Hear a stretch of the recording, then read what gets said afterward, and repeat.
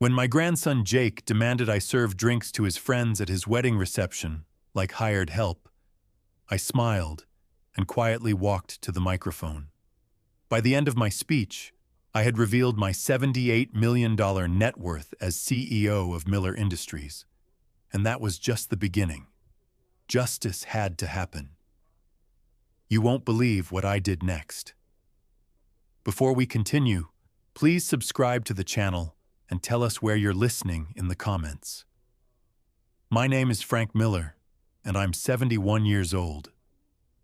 Most people in my family think I'm just a retired factory worker living on a small pension. They have no idea that I built Miller Industries from nothing and sold it last year for $78 million.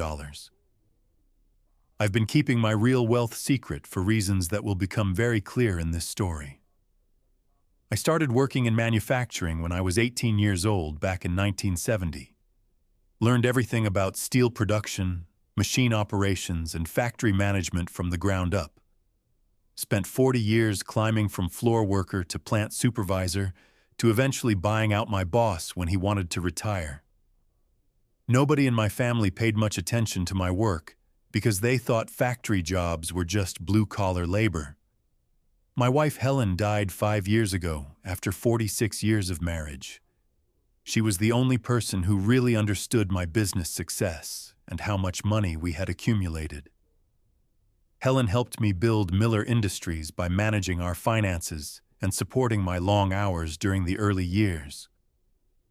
Frank, don't tell the family about our wealth until they learn to appreciate you for who you are, she used to say. We had 2 children together. My daughter Lisa lives in Florida with her husband and visits twice a year. My son David is 52 years old and works as a middle manager at a car dealership, making about $60,000 annually. David has always been a little jealous of successful people and makes comments about rich folks not understanding regular working families. David married Susan 25 years ago, and she's never really liked me much. Susan comes from what she thinks is a higher social class and always treated me like I was beneath her family's standards. Frank's just a factory worker, I've heard her tell her friends many times over the years. David could have done so much better if he had focused on his education instead of starting a family so young. My grandson Jake is David's son, and he's 26 years old now. Jake has been planning his wedding to his girlfriend Amanda for the past 18 months. The wedding was set for last Saturday at a fancy country club that cost more money than David and Susan could really afford. They had been stressed about the expenses for months. About 6 months ago, David started hinting that he hoped I would help with some of the wedding costs. "Dad, weddings are so expensive these days," he would say during family dinners. "Jake and Amanda want a nice celebration, but everything costs twice what it used to cost." I could tell he was building up to asking me for financial help. Susan was more direct about expecting my contribution to their wedding plans. "Frank, grandparents usually help with wedding expenses," she told me during a phone call 3 months ago. "Jake is your only grandson, and this is his special day."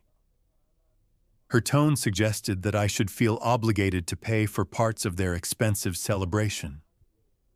The problem was that David and Susan had no idea I could afford to pay for their entire wedding without even noticing the cost. They thought I was living on Social Security and a small factory pension. My actual net worth was $78 million from selling Miller Industries, but I had been keeping that information private to see how my family would treat me when they thought I had limited money. Jake himself had never shown much interest in spending time with his grandfather over the years. He was always polite during family gatherings, but our conversations were short and focused on surface topics like sports or weather. "Hi, Grandpa Frank," he would say with a quick hug before moving on to talk with other family members who he found more interesting. The wedding invitation arrived 2 months ago, and it was clear that this was going to be an expensive celebration. Country club reception for 150 guests, premium bar service, professional photographer and videographer, live band for dancing. Everything first class and designed to impress Amanda's wealthy parents who owned several successful restaurants in our city. When David called to ask for my financial help with the wedding, I was curious to see exactly how much he thought his factory worker father could contribute. "Dad, we were hoping you might be able to help with maybe $2,000 or $3,000 toward the reception costs," he said carefully. "I know you don't have a lot of money, but every bit helps with these wedding expenses." $3,000 was less than I spent on lunch some days when I was running Miller Industries. But David's assumption that this amount would be a significant sacrifice for me showed exactly how little my family understood about my real financial situation. I agreed to contribute the $3,000 without revealing that I could have paid for their entire wedding celebration. 2 weeks before the wedding, Susan called with what she described as a special request about my role in the celebration. "Frank, we were wondering if you might be willing to help out during the reception," she said, in a tone that made me nervous. "Not as a guest, but maybe helping with some of the service work, so we can save money on staff costs." Yesterday at Jake's wedding was going to show me exactly what my family thought about their hard-working grandfather. Now let me tell you exactly how I built my fortune while my family learned to take everything for granted. This story starts back in 1985 when I was just 31 years old and working as a floor supervisor at Henderson Steel Manufacturing. Most people thought factory work was dead-end labor, but I could see opportunities that nobody else was paying attention to during those economic changes. The breakthrough came when Henderson's owner, Charlie Peterson, decided he wanted to retire and move to Florida. Charlie had built a decent business over 30 years, but he was tired of dealing with labor issues and new environmental regulations. "Frank, you know this business better than anyone," he told me one day. "Would you be interested in buying me out instead of me selling to some big corporation?" The purchase price was $200,000, which seemed impossible on my supervisor's salary of $38,000 per year. But Helen and I had been saving money for 15 years, and we managed to scrape together $50,000 for a down payment. Charlie agreed to owner financing for the rest, and suddenly I owned Henderson Steel Manufacturing with all its equipment, contracts, and 23 employees. My family thought I had made a terrible financial mistake by taking on so much debt. David was 13 years old at the time, and Susan wasn't even in the picture yet. But David heard his parents talking about money stress and business risks. "Dad, why did you buy that factory when you already had a good job?" he asked me. "Now you have to worry about paying workers and buying materials instead of just doing your own work." The first 5 years of owning Miller Industries were incredibly difficult, but ultimately successful beyond my wildest expectations. I worked 16-hour days managing production, handling sales calls, and dealing with customer complaints. Helen kept the books and managed our personal finances, while I focused on growing the business and keeping our employees happy and productive. The steel industry was changing rapidly during the late 80s and early 90s. Many smaller companies were failing because they couldn't compete with cheap imports and new technologies. But I saw an opportunity to specialize in custom fabrication for construction companies that needed quick turnaround and personal service. Miller Industries became known for quality work and reliable delivery schedules. By 1995, we had grown from 23 employees to 68 workers across 2 shifts.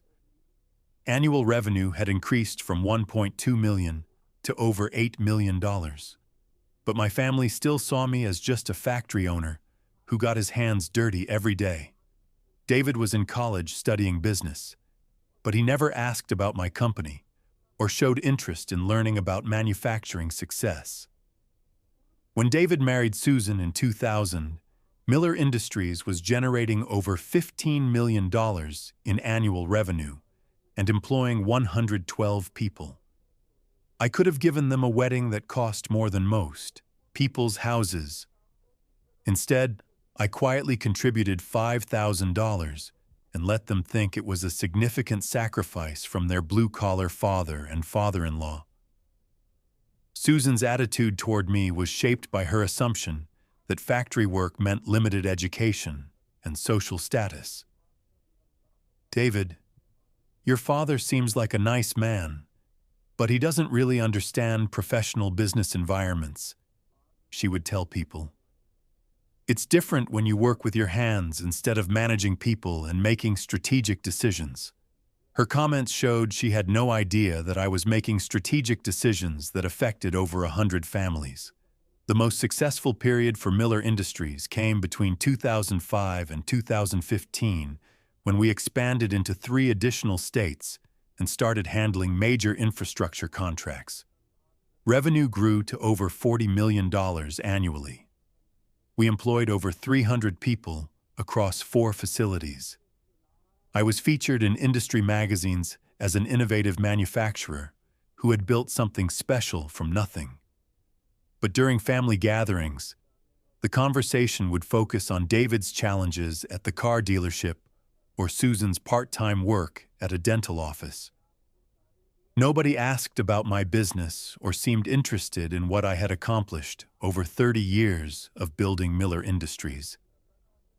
"Frank, you're so lucky to have a simple job where you don't have to deal with office politics," Susan would say regularly. Jake was born in 1998, and I was excited about potentially having a grandson who might be interested in learning about manufacturing and business success. When he got older, I would sometimes mention that Grandpa Frank owned the factory where he worked. "That's cool, Grandpa," Jake would say politely before changing the subject to video games or sports. The most frustrating part was watching my family stress about money for things I could have easily afforded to help them with. David's struggles to pay for Jake's college tuition, Susan's complaints about their mortgage payments and car repairs, Jake's part-time jobs during high school to save money for dating and clothes. I had enough wealth to solve all their financial problems, but they never asked because they assumed I had limited resources. The decision to sell Miller Industries came last year when I turned 70 and realized I wanted to enjoy retirement while I still had good health. The final sale price was $78.4 million after taxes and fees. I had built something worth more money than most people could imagine, but my family thought I was just another retired factory worker living on Social Security. Helen had always supported my decision to keep our wealth private until family members learned to appreciate me for who I was, rather than what I could give them. "Frank, let them show their true character before they know about your success," she used to say. Money changes how people treat you, and you want to know who really cares about Frank Miller, the person. During Jake's wedding planning, my family's true feelings about their grandfather were about to be revealed in the most hurtful way possible. Let me take you back to that terrible Saturday afternoon when Jake said the words that changed everything between us forever. It was his wedding day at Riverside Country Club, and I had arrived early wearing my best suit to celebrate my grandson's special day. The reception hall looked beautiful, with white flowers and elegant decorations that had cost David and Susan more money than they could really afford. Jake looked handsome in his black tuxedo standing next to Amanda in her expensive white dress. The ceremony had been lovely, and I was proud to watch my grandson start his new life as a married man. During the photos, Jake gave me a quick hug and thanked me for coming. Thanks for being here, Grandpa Frank, he said with a smile that seemed genuine. The cocktail hour started at 5 o'clock, and that's when I began to notice something strange about how my family was treating me compared to the other wedding guests. David and Susan were mingling with Amanda's parents and other important visitors, while I stood alone near the bar. Nobody introduced me to anyone or included me in their conversations about business or family connections. Amanda's father, Robert, owned 3 successful restaurants in our city and clearly had money and social status. He was talking loudly about his latest business expansion and vacation home in Colorado. "We just bought a cabin in Aspen for the ski season," he told a group of impressed listeners. "Amanda and Jake are welcome to use it anytime they want to get away from work stress." I could have told Robert that my vacation properties were worth more than his restaurants, but I stayed quiet and watched how people treated the grandfather they thought was just a retired factory worker. The contrast was obvious between how they spoke to Amanda's wealthy father versus their polite but dismissive interactions with me. Susan walked over to me about 30 minutes into the cocktail hour with a request that made me uncomfortable. "Frank, would you mind helping out with some small tasks during the reception?" she asked quietly. "The staff is a little short-handed, and we could use someone reliable to help keep things running smoothly." Her tone suggested this was somehow my responsibility rather than a favor. "What kind of help do you need, Susan?" I asked, already sensing that this conversation was going in a direction I wouldn't like. "I'm happy to pitch in if there's something specific you need assistance with." I was hoping she meant something simple like greeting guests or helping with directions. "Just keeping an eye on the bar area and maybe refilling drinks when people need them," Susan replied casually. "Nothing too difficult, just making sure the guests are taken care of properly." She was asking me to work as unpaid help at my own grandson's wedding, instead of enjoying the celebration as an honored family member. During the dinner, I was seated at a back table with some distant relatives, instead of at the head table with immediate family members. Jake and Amanda sat with their wedding party and closest friends, while I ate my meal with people I barely knew. The message was clear that Grandpa Frank wasn't important enough for the main family table. The real insult came during the dancing portion of the evening, when Jake's college friends had been drinking and wanted more alcohol. I was standing near the bar area when Jake walked over with 3 of his buddies, who looked like they had already had plenty to drink. "Grandpa, go get us more drinks," Jake said loudly without any politeness or respect. "The bartender is busy, and these guys need refills on their cocktails." I stood there in shock as my grandson treated me like hired help in front of his friends. "Jake, I'm here as your grandfather, not as a server," I said calmly, trying to give him a chance to realize how inappropriate his demand had been. "Maybe you could ask the bartender when he's available, or get your own drinks like other guests are doing." But Jake's response showed exactly what he thought about his grandfather's role at his wedding. "Come on, Grandpa, it's not a big deal," he said dismissively. "You're not doing anything important anyway, and my friends need drinks." His casual attitude toward treating me like unpaid help was shocking and deeply hurtful. Jake's friends were laughing at the situation, clearly amused by watching him order his grandfather around like some kind of servant. "Your grandpa seems pretty cool about helping out," one of them said with a smirk. "Most old guys would be complaining about doing work at a wedding." Their comments made the humiliation even worse. "Jake, I think there's been a misunderstanding about my role at your wedding," I replied, staying calm despite feeling hurt and disrespected. "I came here to celebrate your marriage as your grandfather, not to serve drinks to your friends." I was hoping he would apologize and treat me with the respect I deserved as his elder and family member. Instead, Jake doubled down on his disrespectful attitude toward me. "Grandpa, everyone needs to pitch in to make this wedding successful," he said impatiently. "You're not too good to help out when the family needs you." His words showed that he viewed me as someone whose comfort and dignity were less important than his friend's convenience. Susan appeared next to us and sided with Jake's demand that I work as unpaid help. "Frank, it would really help us out if you could assist with drinks and other small tasks," she said firmly. "We're trying to keep costs down, and family members should support each other during important events." Her support for Jake's disrespectful treatment was almost as hurtful as his original demand. That's when I realized that my family truly saw me as less valuable and worthy of respect than their other wedding guests. The grandfather who had contributed $3,000 to their celebration was being asked to work as free labor while Amanda's wealthy parents enjoyed the party as honored guests.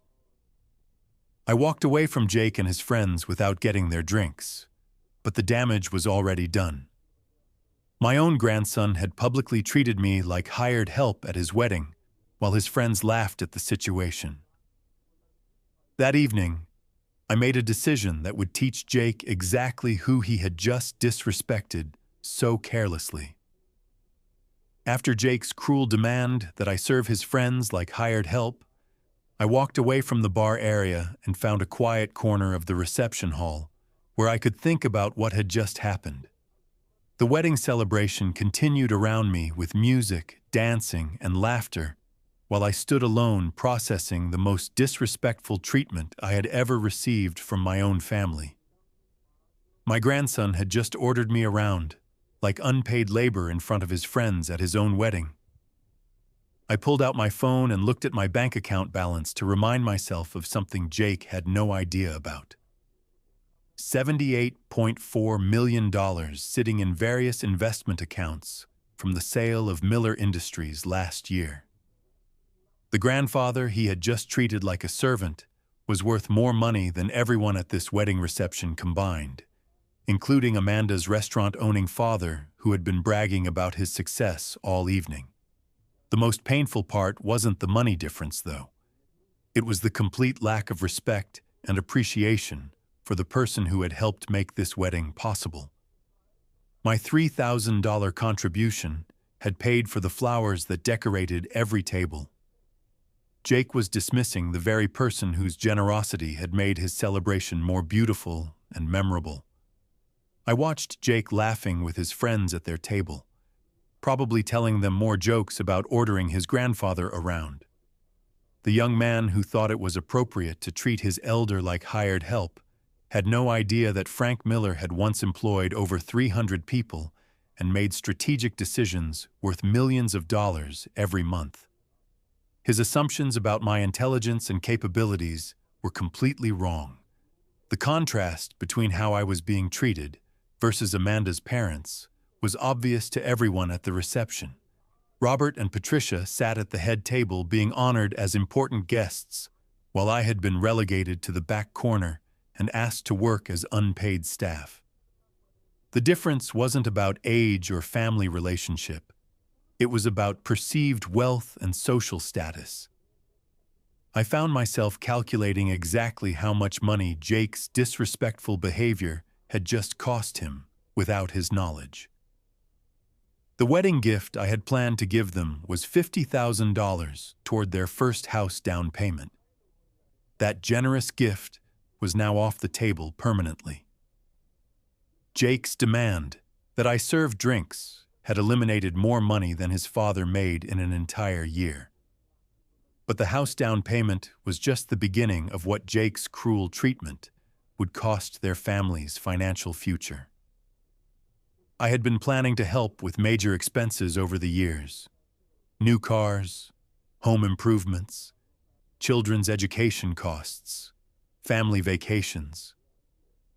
My secret wealth could have made their lives incredibly comfortable and secure for decades to come. The inheritance planning I had been considering was also permanently changed by this wedding humiliation. Jake had been scheduled to inherit a significant portion of my estate when I died. Miller Industries stock, real estate investments, and cash accounts worth millions of dollars that would have set him up for life. His disrespectful attitude had just eliminated his entire financial legacy in one evening. I pulled out the business cards in my wallet that showed my real status and accomplishments. Frank Miller, CEO and founder of Miller Industries, board member of the Regional Manufacturers Association, featured speaker at the National Steel Conference. Jake thought he was ordering around some unimportant old man when he was actually disrespecting someone who had built an industrial empire from nothing. The irony of the situation was almost amusing if it weren't so personally hurtful. Jake was struggling to pay for this expensive wedding celebration while treating the one person who could have solved all his financial problems like a servant. His friends were laughing at the grandfather who had more money than all their families put together. I started thinking about the perfect way to teach Jake about respect and the consequences of making assumptions about people based on their appearance or age. Simply telling him about my wealth wouldn't have enough impact. He needed a public lesson that would help him understand exactly who he had just disrespected so carelessly at his own wedding. The wedding DJ announced that it was time for family speeches and toasts to the happy couple. David stood up first and gave a short speech about watching Jake grow up and wishing him happiness in marriage. Amanda's parents spoke about welcoming Jake into their family and their hopes for the couple's future success. Several friends shared funny stories about Jake and Amanda's relationship. That's when I realized I had the perfect opportunity to teach Jake about assumptions and respect. The microphone would be available for family members who wanted to share thoughts about the bride and groom. Jake had no idea what his grandfather might say during a wedding speech, but he was about to get an education about the person he had just treated like hired help. I began planning exactly what I would say to the wedding guests about Frank Miller's real story and Jake's assumptions about his grandfather's worth. The speech would be calm and factual, not angry or vindictive. Just the truth about who I really was and what Jake's disrespectful behavior had cost him financially. The best part about my planned revelation was that it would happen in front of everyone who had witnessed Jake's cruel treatment of his grandfather. His friends who had laughed at him ordering me around would discover they had been laughing at someone worth $78 million. Amanda's parents, who had ignored me as unimportant, would learn that the quiet grandfather was more successful than anyone at their daughter's wedding. Tomorrow, Jake would wake up as a married man who had just learned the most expensive lesson of his life about treating people with respect, regardless of their appearance or assumed social status. The morning after Jake's wedding, I woke up in my house with a clear plan about what I needed to do to teach him about respect and assumptions. He thought he could order his grandfather around, like hired help, while having no idea about the $78 million that controlled his entire financial future. Jake had declared his independence from treating me with dignity, without understanding that his comfortable assumptions depended completely on my continued generosity and hidden wealth. I spent Sunday morning organizing my strategy for maximum impact on Jake's understanding of who really controlled the family money. This wasn't going to be some emotional outburst or angry confrontation that he could dismiss as his grandfather's hurt feelings. This was going to be a calculated financial demonstration that would permanently change his assumptions about Frank Miller's importance and capabilities. The first thing I did was review all the financial gifts I had planned to give Jake and Amanda over the next few years. Wedding gift toward house down payment, $50,000 that would have made their home purchase possible. New car assistance, $25,000 when their current vehicles needed replacement. Furniture and household setup, $15,000 to help them establish their married life properly. But those immediate gifts were nothing compared to the long-term financial support I had been planning, based on Jake being my only grandson. Annual Christmas and birthday gifts, $5,000 each year that would have added up to significant money over time. Emergency Assistance Fund, unlimited access to help with unexpected medical bills, job losses, or family crises that could destroy their middle-class budget. The inheritance planning was the most significant loss Jake's wedding behavior had caused for his financial future. My estate planning attorney had drafted documents leaving 30% of my wealth to Jake when I died. $23.5 million in stocks, real estate, and business investments that would have set him up for life. His disrespectful treatment had just eliminated more money than most people earn in multiple lifetimes. I decided to let Jake enjoy his honeymoon period for exactly 1 week before, revealing the consequences of treating his grandfather like a servant. This timing would allow him to settle into married life and start making assumptions about future financial help from his family. The shock would be more educational when he felt secure about his comfortable expectations. My lawyer, Robert Chen, had handled my business affairs for 20 years and understood my family relationships. I called him Monday morning to discuss changes to my estate planning and gift strategies. "Robert, I need to remove my grandson Jake from all inheritance planning due to disrespectful behavior at his wedding," I explained. "Someone who treats me like hired help doesn't deserve to inherit my life's work." "Frank, are you sure you want to make permanent changes based on one incident?" Robert asked cautiously. Family relationships can be complicated, and sometimes people need time to mature and understand respect. But his advice ignored the fact that Jake's behavior had revealed his true character, rather than some temporary mistake or misunderstanding. "Robert, this wasn't one incident," I replied firmly. "This was my grandson publicly treating his grandfather like unpaid labor in front of his friends and family. Jake's assumptions about my worth and capabilities were completely wrong, and his attitude showed complete disrespect for the person who helped fund his wedding celebration." The legal paperwork would take several days to complete, but I wanted everything ready before I revealed Jake's financial losses to the family. New beneficiaries for my estate would include charitable organizations, educational foundations, and employee profit-sharing programs at companies I had supported over the years. Jake's $23.5 million inheritance would now help people who understood the value of hard work and treating others with dignity. I also planned to document everything that had happened during the wedding reception for potential challenges to my decision.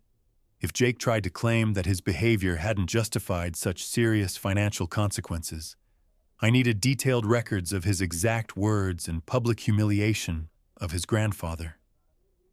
"Go get us more drinks," would be remembered as the most expensive sentence Jake ever spoke.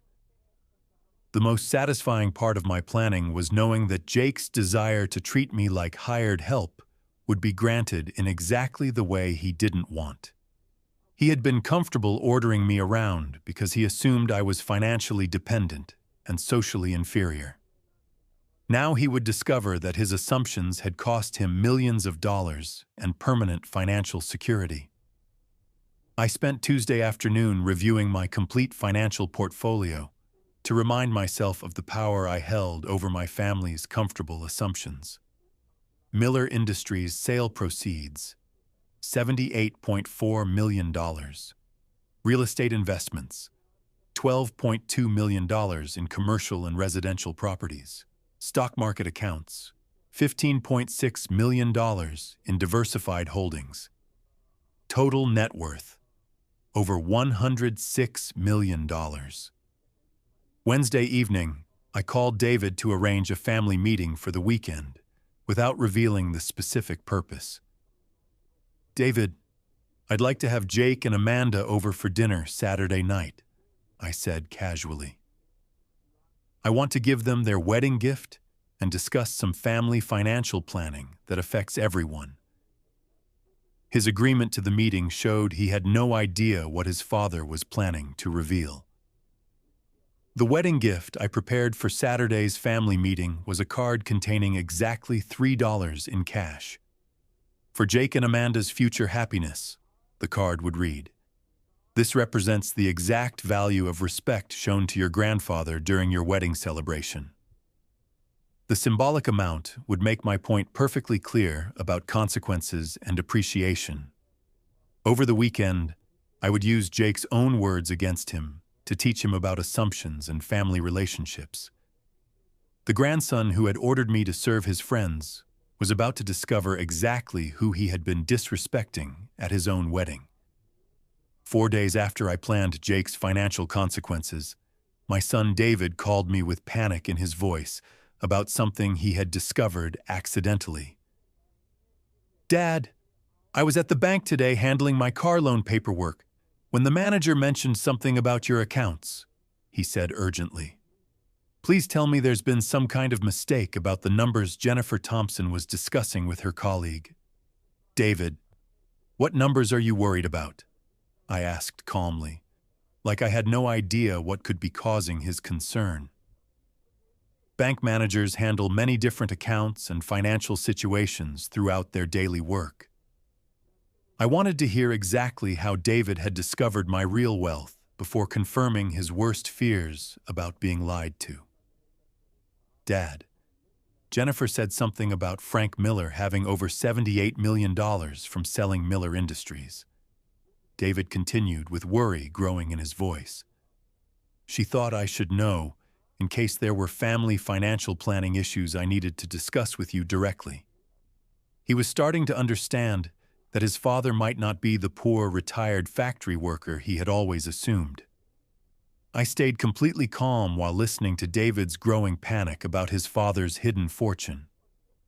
"David, maybe Jennifer misunderstood some routine banking business," I said matter-of-factly. "Sometimes bank employees hear partial information and make incorrect assumptions about customer accounts." I was enjoying his slow realization that everything he thought he knew about his father's financial situation was completely wrong. "Dad, are you telling me you don't have $78 million from selling your business?" David asked directly, his voice getting more desperate. Because Jennifer seemed very sure about what she overheard regarding the Miller Industries transaction last year. He was starting to connect his assumptions about my limited money with the banking information that suggested otherwise. "David, what would it matter if I had more money than you thought?" I asked innocently. "Are you suggesting that your treatment of me would change based on my net worth rather than our father-son relationship?" I wanted him to directly acknowledge that his family's attitude toward me had been influenced by their assumptions about my financial status. That's when David began realizing there might be serious implications for how his family had been treating me over the years. "Dad, please tell me you're not wealthy while we've been acting like you needed help with basic expenses," he said desperately. "Jake's wedding, our mortgage payments, all the times we assumed you were struggling financially." The panic in his voice told me he was starting to understand that disrespecting a rich father was different from dismissing a poor one. "David, what treatment are you worried about?" I asked directly. "I thought your family made it very clear at Jake's wedding that you viewed me as someone whose dignity was less important than your convenience." I wanted him to remember Jake's demand that I serve drinks and Susan's support for treating me like hired help. Within 2 hours of our phone conversation, David showed up at my house unannounced, looking completely panicked and defeated. He had left work early and driven straight to my home to confront me about the wealth I had been hiding from my family for decades. Dad, we need to talk about whatever financial situation you've been keeping secret from us, he said frantically as he stood on my front porch. Come in, son, I said calmly, enjoying his obvious distress about facing consequences for his family's assumptions. What seems to be the problem with my personal banking and business affairs? I wanted to hear him explain his panic before revealing the full scope of what Jake's wedding behavior had cost them. David sat down in my living room and started listing his fears about the hidden fortune he had just discovered. Dad, if you've been wealthy this whole time while watching us struggle with money, you've been lying to us for years, he said frantically. Jake's college costs, Susan's medical bills, our car payments, everything we've stressed about while thinking you were barely getting by on Social Security. His confession revealed how completely their comfortable assumptions had been based on false information. David, why would my financial status be your business? I asked patiently. I thought your family made it clear that my opinions and involvement weren't welcome in your lives. I wanted him to acknowledge that his family's dismissive attitude had created this situation through their own disrespectful treatment. Dad, wealthy people don't usually let their families struggle when they could help easily, David replied desperately, trying to understand why I had kept my success secret. Why would you watch us worry about money if you had millions of dollars available?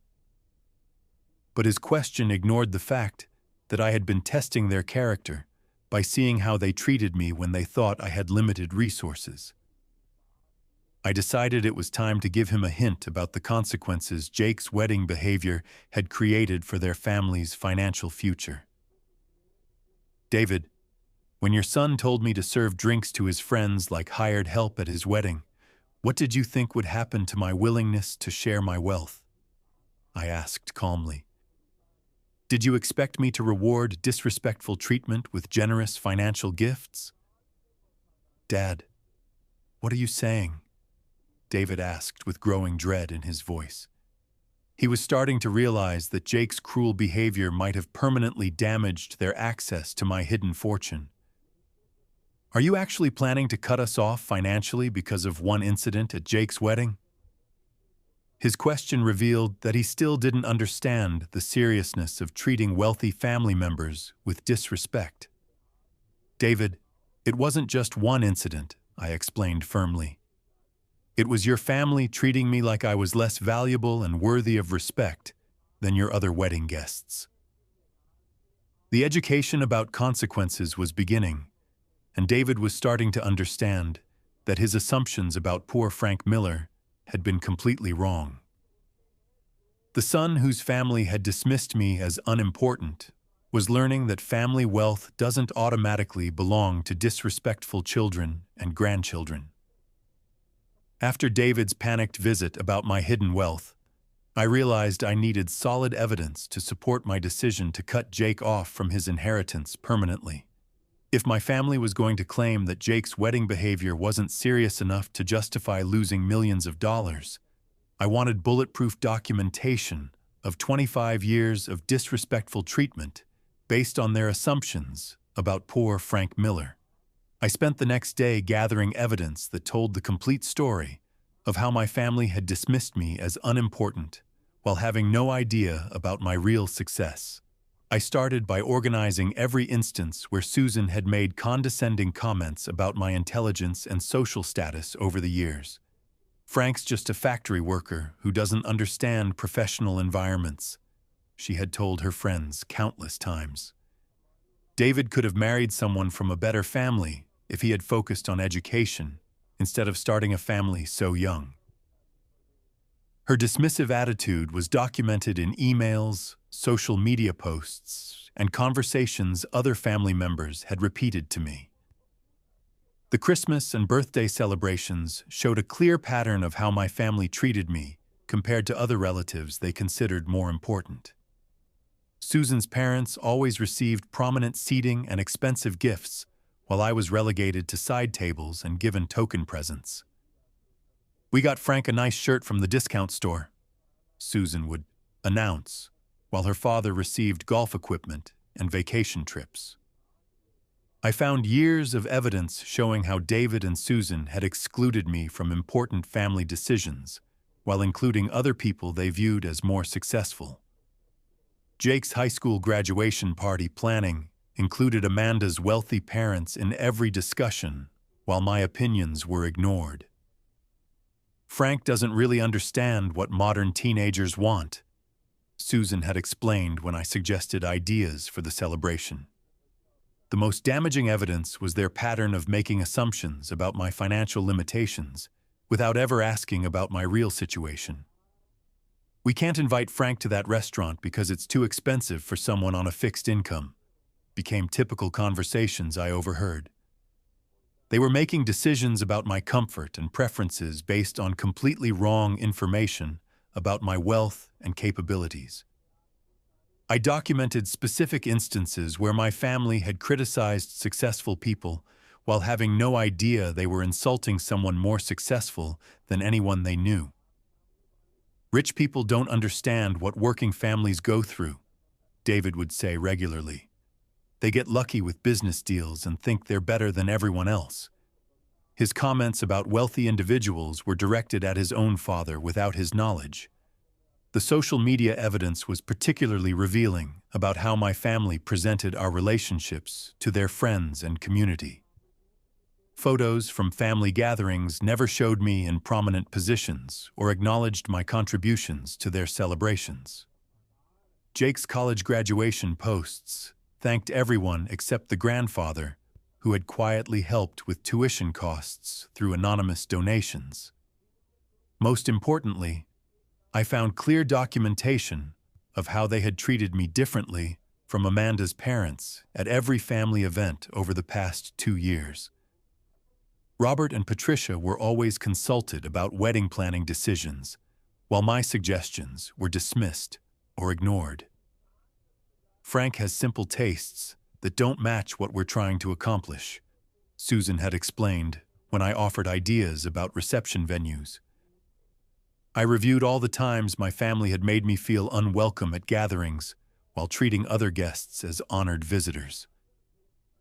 Jake's birthday parties included special recognition for Amanda's parents, while I sat quietly in the background. "Robert built 3 successful restaurants," Jake would announce proudly, while never mentioning that his grandfather had built something much larger and more valuable. The financial evidence showed how my family had stressed about money for things I could have easily solved, while never asking for my help because they assumed I had nothing.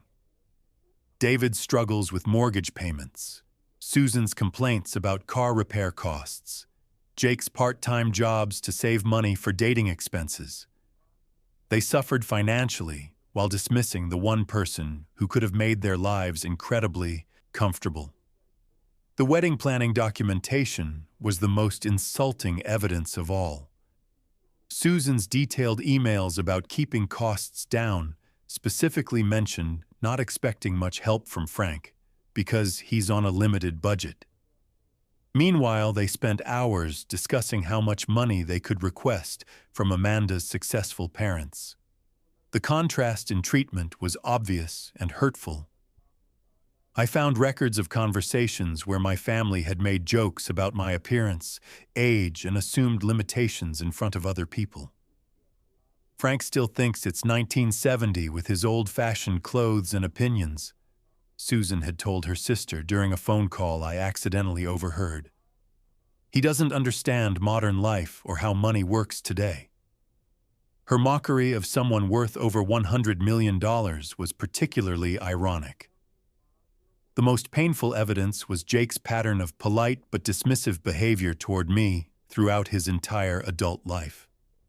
Brief conversations focused on weather and sports. Quick hugs followed by immediate attention to people he found more interesting. "Hi, Grandpa Frank," followed by detailed discussions with Amanda's parents about business and success. The message was clear that I was tolerated rather than valued, but the wedding reception evidence was the final piece that justified removing Jake from his inheritance permanently. Multiple witnesses had seen him demand that I serve drinks to his friends. Susan's support for treating me like unpaid help was documented in conversations with other family members. The public humiliation had been witnessed by over 100 people who now knew how Jake's family viewed their grandfather. Tomorrow, I would use all this evidence to show everyone exactly why Jake had lost his inheritance and comfortable assumptions about family wealth. Saturday evening finally arrived, and it was time for the family dinner that would change everything between Jake and me forever. He and Amanda came to my house thinking they were getting their wedding gift and hearing about family financial planning that would benefit their future. They had no idea that Frank Miller was about to reveal the most expensive mistake Jake had ever made in his 26 years of life. "Thanks for having us over, Grandpa Frank," Jake said as they sat down in my dining room. "Amanda and I are excited to hear what kind of wedding gift you picked out for us." His casual attitude showed he expected something modest, but appreciated from his grandfather's limited resources. The comfortable assumptions were about to be permanently destroyed.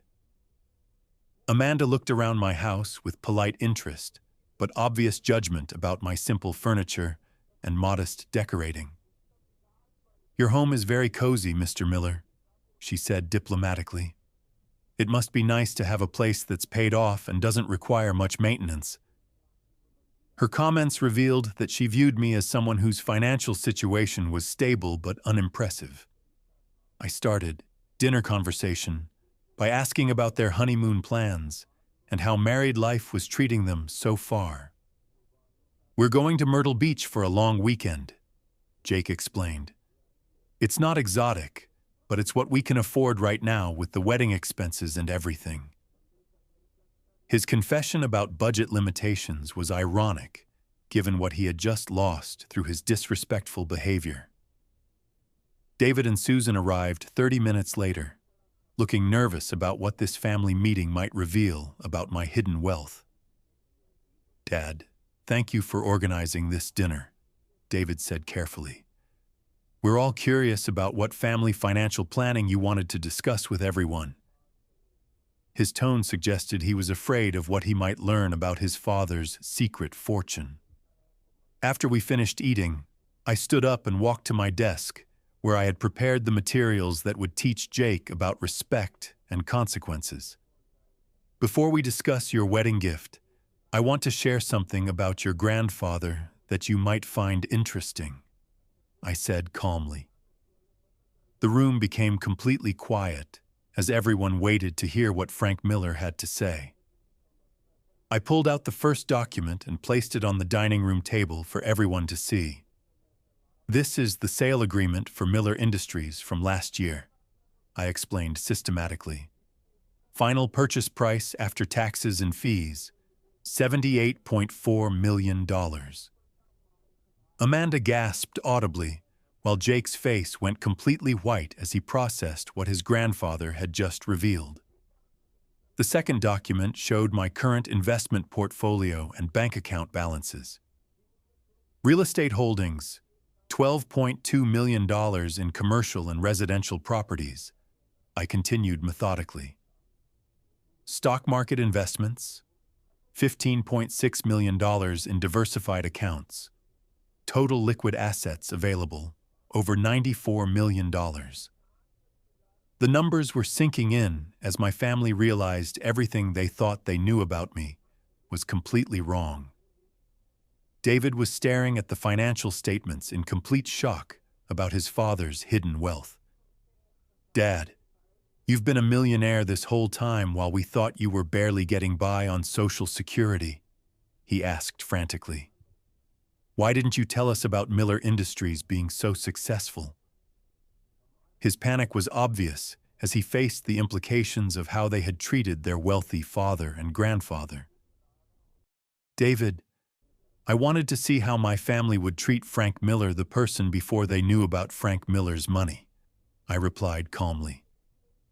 Your mother Helen always said that wealth changes how people behave, and we wanted to know who really cared about me as a person rather than as a potential source of financial support. Jake was starting to understand that his wedding behavior might have had serious financial consequences that he hadn't considered. Grandpa, are you saying you've been rich this whole time? He asked desperately. Why were you letting us think you couldn't help with expenses when you had millions of dollars available? But his question ignored the fact that I had been testing their character by seeing how they treated someone they thought had limited resources. Jake, let me ask you something about respect and assumptions, I said, looking directly at my grandson. When you told me to go get drinks for your friends at your wedding reception, what did you think about the person you were ordering around like hired help? The room became completely silent as everyone remembered Jake's disrespectful treatment of his grandfather. That's when I announced the decision that shocked everyone completely and taught Jake the most expensive lesson of his life. Jake, you have permanently lost your inheritance from my estate, I said calmly. $23.5 million that was designated for your future will now go to charitable organizations that understand the importance of treating people with dignity. Amanda started crying as she realized her husband's cruel behavior had cost them more money than they could earn in multiple lifetimes. Jake, what did you do at our wedding? She asked frantically. What did you say to your grandfather? Her panic was obvious as she faced losing financial security she had never known existed. The wedding gift I presented to Jake was the card containing $3 in cash. This represents the exact value of respect you showed to your grandfather during your wedding celebration, I explained. Someone who treats family members like servants doesn't deserve to inherit wealth built through hard work and sacrifice. The grandson who had ordered me to serve his friends had just learned exactly who he had been disrespecting. After I revealed Jake's $23.5 million loss and gave him the $3 wedding gift, he sat there in complete shock, staring at the financial documents that proved his grandfather was worth over $100 million. The entire family was silent as they processed the magnitude of what Jake's disrespectful wedding behavior had cost him. Amanda was still crying softly as she realized her husband had just lost more money than most people see in their entire lives. Grandpa Frank, please tell me there's some way to fix this terrible mistake, Jake said desperately, his voice shaking as he understood what his cruel treatment had eliminated from their future. You can't seriously be taking away my entire inheritance because of things I said during one stressful day at my wedding. His panic was obvious as he faced the reality that ordering me around like hired help had permanent financial consequences. Jake, it wasn't one stressful day, I replied calmly, staying in complete control of the situation. It was you treating your grandfather like he was less valuable and worthy of respect than your other wedding guests.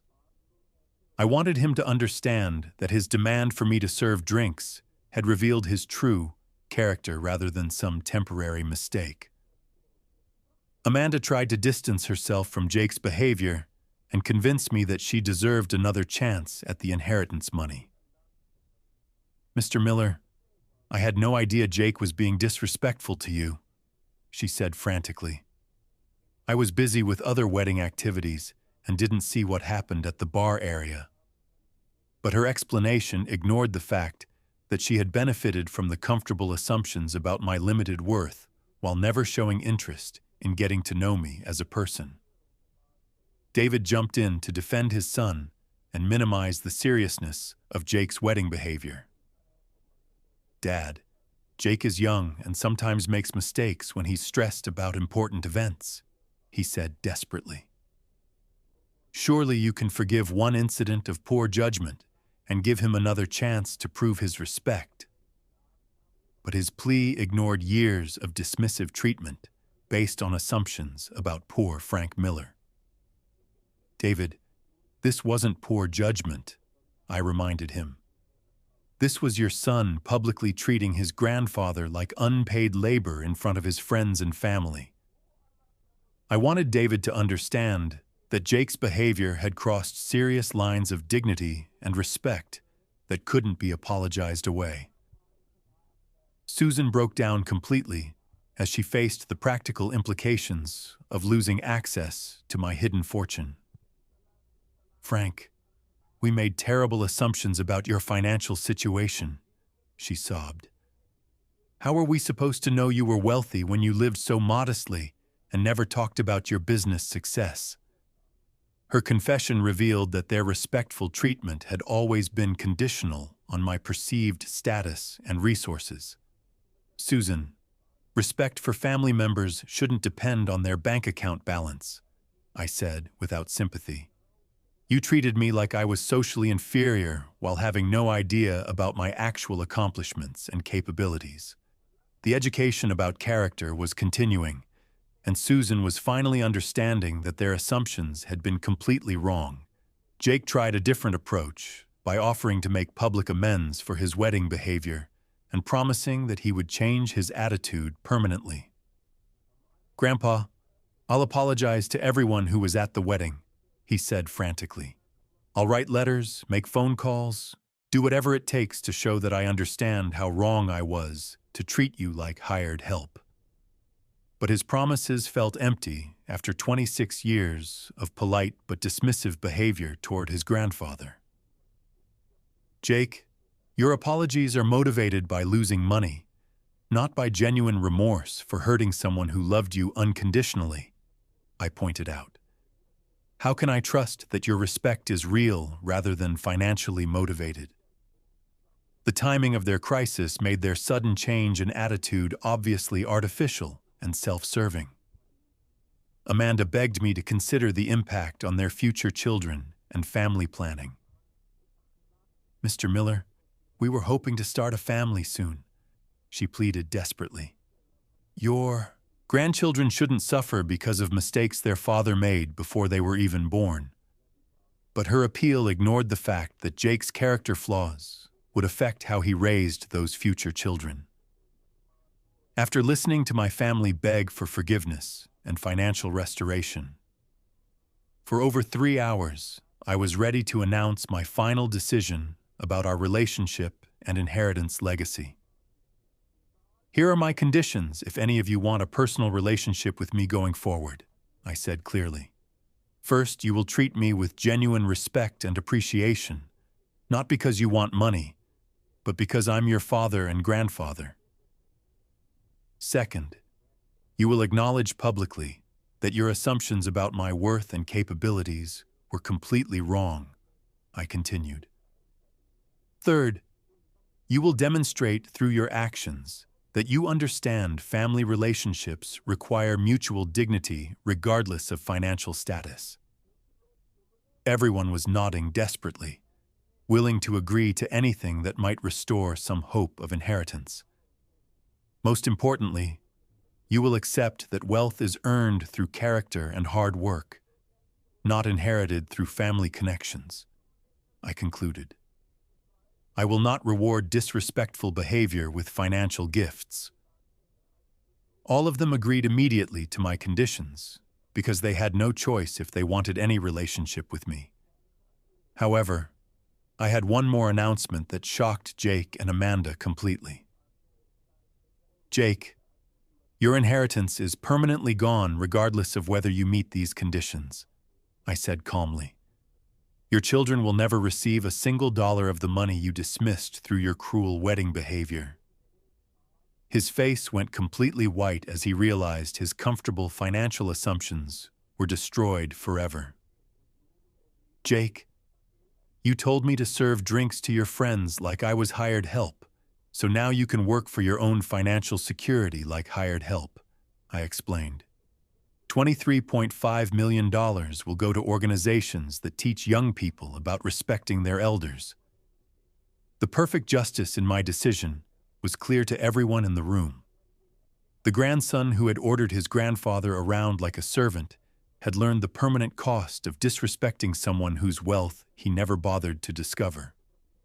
6 months have passed since I revealed my $78 million net worth to Jake at our family dinner, and I'm here today to tell you exactly how my life changed after setting clear boundaries with a grandson who had taken my dignity for granted. The shock Jake faced when he lost his $23.5 million inheritance taught him lessons about respect and consequences that his comfortable assumptions had never required him to learn. Jake followed through on every condition I had set for maintaining any personal relationship, though he would never see a penny of his former inheritance. He sent written apologies to everyone who attended his wedding, explaining his disrespectful behavior toward his grandfather.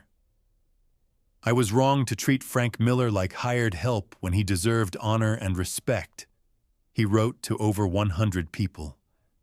My grandfather had every right to expect dignity from his own family. His public acknowledgement of wrongdoing was exactly what I had required for any chance of rebuilding our relationship. He also started treating me with genuine respect during family gatherings, rather than the polite dismissal I had received for 26 years. No more assumptions about my intelligence or capabilities based on my age and appearance. No more casual orders or expectations that I should serve other people's needs. Grandpa Frank, thank you for still being willing to spend time with us after how badly I treated you, he said genuinely during a visit to my house last month. Amanda's adjustment to their new financial reality was challenging, but ultimately healthy for their character development and marriage. Without the inheritance safety net, they both started working harder and making smarter decisions about money and lifestyle choices. Mr. Miller, we're actually becoming better people because we know our future depends entirely on our own efforts, Amanda told me during a recent conversation. The motivation was appropriate even if it came from necessity rather than choice. Jake's position at his marketing job became his sole focus for career advancement, since he could no longer depend on his grandfather's wealth to supplement their lifestyle. He received a promotion and salary increase by working overtime and taking on additional responsibilities. I'm learning that earning success ourselves feels better than waiting for someone else's money, he admitted to me. The work ethic was developing naturally from facing real consequences. Most importantly, Jake started showing genuine appreciation for basic family relationships rather than viewing me as some obligation to be managed politely. Grandpa, I'm grateful that you still want to have a relationship with us despite my cruel behavior at the wedding, became regular expressions of gratitude. I realize now how much I took for granted while assuming I deserved respect without giving it. These were the kinds of mature comments that had been missing from our interactions for years. My financial security improved dramatically after redirecting Jake's inheritance to more worthy causes. The $23.5 million was used to establish the Helen Miller Foundation for character education, providing scholarships and mentorship programs for young people who demonstrate respect for their elders and community service. 43 students received full college scholarships this year based on character rather than family connections. I also started dating again for the first time since Helen's death, something I hadn't felt ready for while dealing with family disrespect and hidden wealth complications. Frank, you seem more confident and peaceful lately, my girlfriend Margaret observed during one of our dinners. Standing up for your dignity was good for your emotional well-being. She was right that protecting my respect had improved my overall happiness and openness to new relationships. The community response to my boundary setting was overwhelmingly supportive from neighbors, business associates, and church members who heard the full story. Frank did exactly what he should have done, became the common reaction from people who understood Jake's wedding behavior. Nobody deserves to be treated like hired help by their own grandson at a family celebration. The validation helped confirm that my actions were appropriate and justified. My relationship with David improved significantly once he understood that my wealth had always been available to family members who showed genuine respect and appreciation. Dad, I'm sorry we made so many wrong assumptions about your success and capabilities, he told me during a recent conversation. You deserved better treatment regardless of your bank account balance. His maturity was developing as he learned important lessons about character and family relationships.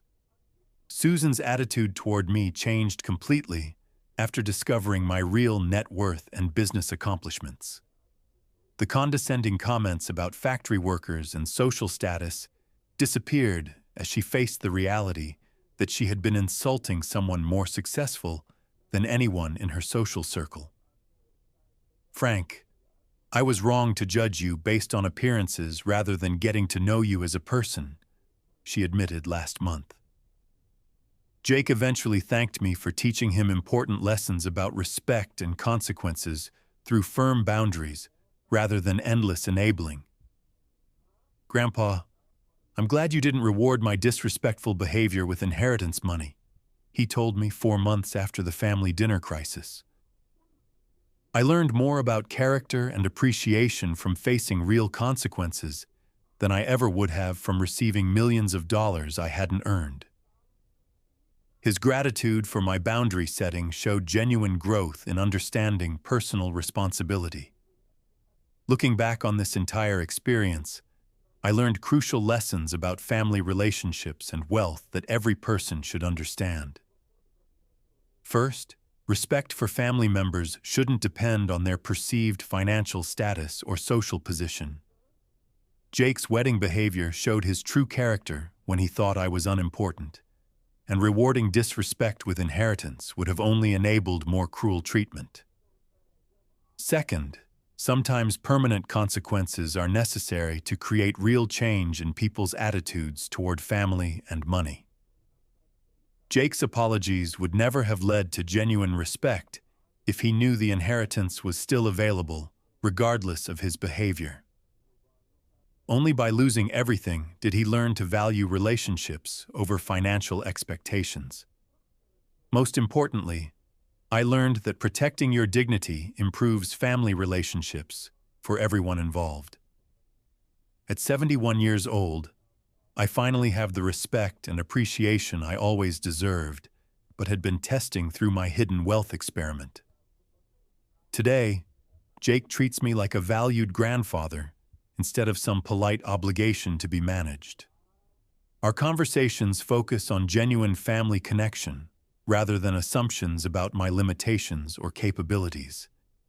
He learned that family support must be earned through consistent respect and character, not expected because of blood relationships. The grandson who told me to serve his friends discovered that respect and inheritance work both ways in families built on mutual dignity. If you are still here and enjoyed this story, please like this video. It really helps me know you want more content like this. If this story gave you some value or made you think, please share it with your friends or someone who needs to hear this message.